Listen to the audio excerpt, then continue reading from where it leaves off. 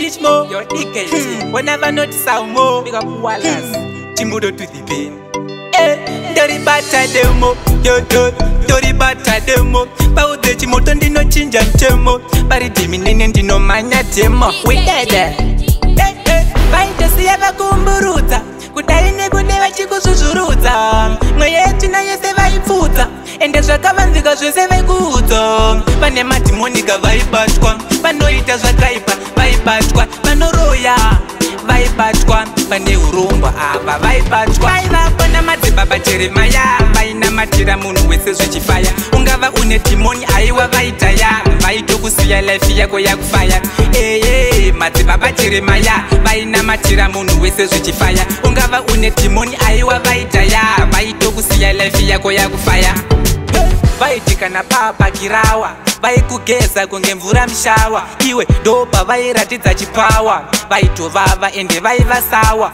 Vaizotikana pari pagwanza. Hapana dambudziko ravaitadza. Kune vaya vanongoda kakuganza. Vaivafumura ende vaisavanza. Vaivapo namadzibaba Jeremaya. Vainamatira munhu wese zvichifaya. Ungava une dhimoni aiwa vaitaya. Vaitokusiya life yako yakufaya. Madzibaba Jeremaya. Vainamatira munhu wese zvichifaya. Ungava une dhimoni aiwa vaitaya. Vaitokusiya life yako yakufaya. Vaitosiya vakumburudza.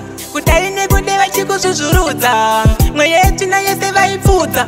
Ende zvakavanzika zvese vaikuudza. Pane madhimonika vaibatwa. Vanoita zvakaipa vaibatwa. Vanoroya vaibatwa. Pane urongwa ava vaibatwa. Vaivapo namadzibaba Jeremaya. Vainamatira munhu wese zvichifaya. Ungava une dhimoni aiwa vaitaya. Vaitokusiya life yako yakufaya. Madzibaba Jeremaya. Vainamatira munhu wese zvichifaya. Ungava une dhimoni aiwa vaitaya. Vaitokusiya life yako yakufaya. Vaitikana papakirawa.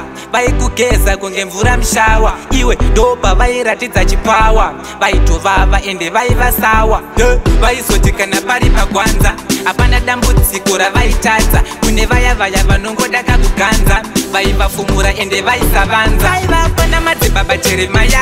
Vainamatira munhu wese zvichifaya. Ungava une dhimoni aiwa vaitaya. Vaitokusiya life yako yakufaya. Madzibaba Jeremaya. Vainamatira munhu wese zvichifaya. Ungava une dhimoni aiwa vaitaya. Vaitokusiya life yako yakufaya. Vaivapo namadzibaba Jeremaya. Vainamatira munhu wese zvichifaya. Ungava une dhimoni aiwa vaitaya. Vaitokusiya life yako yakufaya. Madzibaba Jeremaya. Vainamatira munhu wese zvichifaya. Ungava une dhimoni aiwa vaitaya. Vaitokusiya life yako yakufaya.